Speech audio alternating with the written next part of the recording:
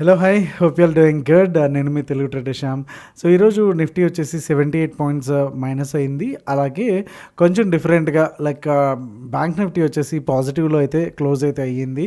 And ఇక్కడ చెప్పుకోదగ్గ అంశం ఏంటంటే బ్యాంక్ నిఫ్టీ వచ్చేసి 50,360. ఓకే, సో ఇంకా 50,000 లెవెల్స్ అయితే కంప్లీట్గా కోల్పోలేదు. ఓకే, ఇంకా స్టిల్ 50,000 అబవ్ ఉంది. ఓకే, విచ్ ఈస్ ఇండికేటింగ్ అంత వీక్గా లేదు అనేసి. But the thing is that 23,500 అయితే మాత్రం ఈరోజు క్లోజింగ్ బేసిస్లో నిఫ్టీ అయితే కోల్పోవడం జరిగింది. అండ్ సెన్సెక్స్ 241 అండ్ విక్స్ అయితే కొంచెం 2.64% పెరిగి అగైన్ 14 లెవెల్ నుంచి 15కి అయితే వచ్చింది. అండ్ మిడ్ నిఫ్టీ అయితే కంప్లీట్గా ఫ్లాట్గానే అయితే క్లోజ్ అయితే అయ్యింది. అండ్ నిఫ్టీలో చూసుకుంటే కనుక మనకి ప్రీవియస్గా ఉన్నటువంటి సపోర్ట్ ఏదైతే ఉందో ఎగ్జాక్ట్గా మనకి అక్కడనే ఉంది. Okay, 23,350 levels. Okay, which is ఈ రోజు లో కూడా అంతే 350. బట్ ఇక్కడ నుంచి అయితే కనుక కొంత సపోర్ట్ అయితే ఈ రోజుకైతే లభించింది. సో రేపటి సంగతి ఏంటి అంటే కనుక ఇక్కడ నుంచి కూడా బ్రేక్ అయ్యింది అనుకుంటే నెక్స్ట్ మనకు ఉన్నటువంటి సపోర్ట్ 23,200, తర్వాత ఉన్నటువంటి మేజర్ 23.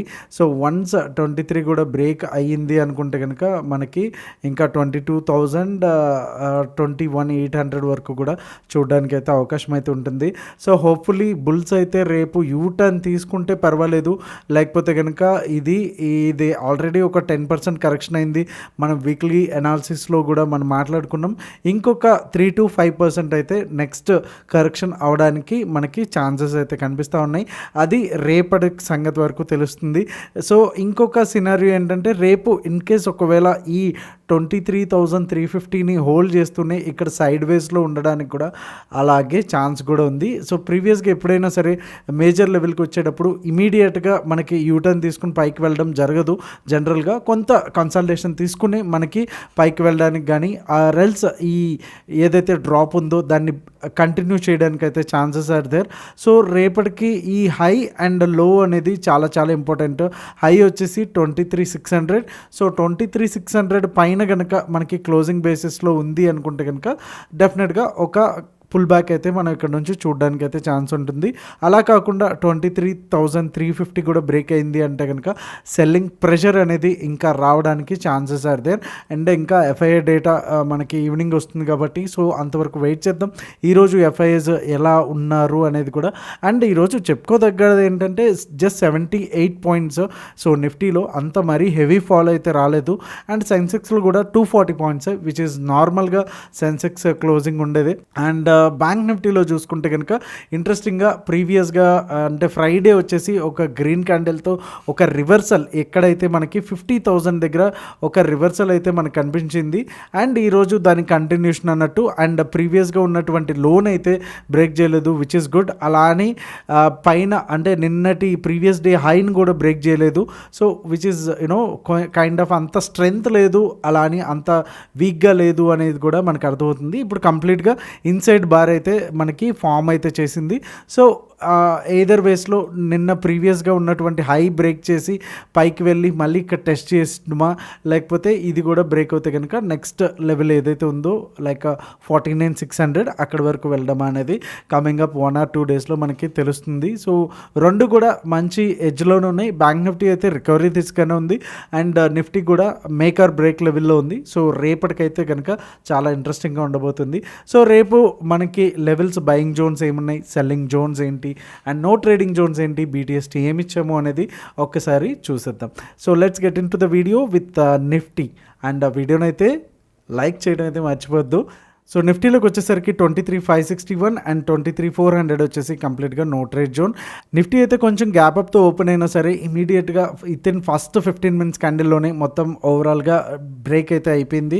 అండ్ ప్రీవియస్గా ఉన్నటువంటి డే లో ఏదైతే ఉందో ఓపెనింగే బ్రేక్ అయితే అయ్యింది. సో మంచి సెల్లింగ్ ప్రెషర్ అనేది రావడమే కాకుండా అక్కడ నుంచి కొంచెం జిగ్జాగ్ అండ్ తర్వాత కంప్లీట్గా ఒక W ప్యాటర్న్ వచ్చిన తర్వాత మంచి రికవరీ తీసుకువెళ్ళింది. బట్ 23,500 దగ్గర నుంచి మళ్ళీ మళ్ళీ అది వెనక్కి అయితే వచ్చేయడం జరిగింది.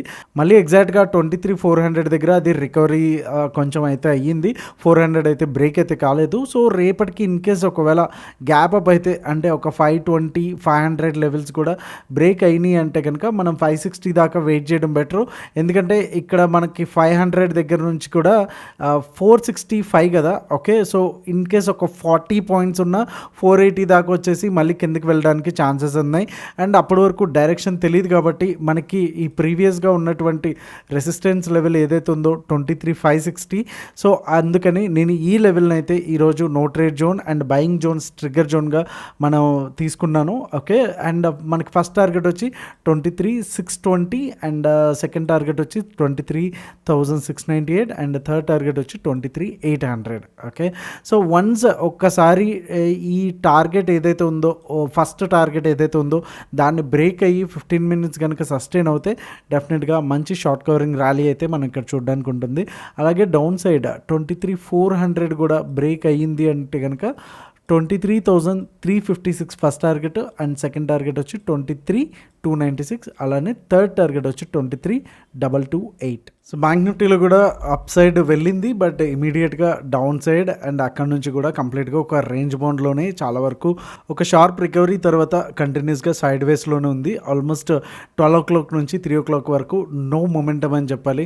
సో రేపటికి ఇన్ కేస్ గ్యాప్ అప్ అయితే కనుక 485 దగ్గర మనకి ట్రిగర్ అయితే అవుతుంది. ఫస్ట్ టార్గెట్ వచ్చి 50,610 అండ్ సెకండ్ టార్గెట్ వచ్చి 50,805 అండ్ థర్డ్ టార్గెట్ వచ్చి 51,000 అండ్ డౌన్ సైడ్ వచ్చేసి 50,200 దగ్గర మనకి షార్ట్ ట్రేడ్ అయితే యాక్టివేట్ అయితే అవుతుంది. ప్లాన్ అయితే చేసుకోవచ్చు ఇక్కడ నుంచి. అండ్ ఫస్ట్ టార్గెట్ వచ్చి 50,088 అండ్ సెకండ్ టార్గెట్ వచ్చి 49,969 అండ్ థర్డ్ టార్గెట్ వచ్చి 49,812 దగ్గర అయితే మనకి 3 టార్గెట్స్ అయితే ఉన్నాయి.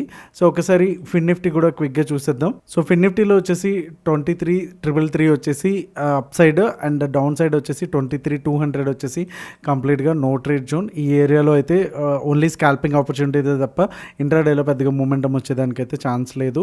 అండ్ ఏదైతే ఫిన్ నిఫ్టీలో డబ్ల్యూ ప్యాటర్న్ రావడానికి అవకాశం ఉంది, కానీ ఇక్కడ నుంచి కూడా ఈ ఏరియా నుంచే కూడా చాలాసార్లు మనకి ఫెయిల్ అవుతా కనిపించింది. సో అందుకని 23 ఈ లెవెల్ ఏదైతే ఉందో 23333 కూడా వెయిట్ చేయండి అప్ సైడ్ వెళ్ళడానికి. సో ఇక్కడ ఒక 5 minutes క్యాండిల్ కనుక మంచిగా క్లోజ్ అవుతే కనుక మనకి లాంగ్ అయితే ప్లాన్ చేసుకోవచ్చు. ఫస్ట్ టార్గెట్ వచ్చి 23,400 నెక్స్ట్ టార్గెట్ వచ్చి 23,458 అండ్ థర్డ్ టార్గెట్ వచ్చి 23,500. అలాగే డౌన్ సైడ్ కూడా మినిమం 15 minutes క్యాండిల్ అయితే క్లోజింగ్ కోసం వెయిట్ చేద్దాం. And 23,145 first target and second target వచ్చి 23,099 అండ్ థర్డ్ టార్గెట్ వచ్చి 3052. ఒకసారి ఓఏ డేటా కూడా ఒకసారి చూసేద్దాం. సో బీటీఎస్టీ వచ్చేసి సిఈ ఇవ్వడం జరిగింది 22.94, 2179. ఓకే, పెద్దగా డిఫరెన్స్ అంటే జస్ట్ 1 lakh అయితే చేంజ్ అయితే కనిపిస్తున్నాయి. సో ఇటు వచ్చేసి కాల్ సైడ్ అయితే ఎక్కువ అయితే ఉంది.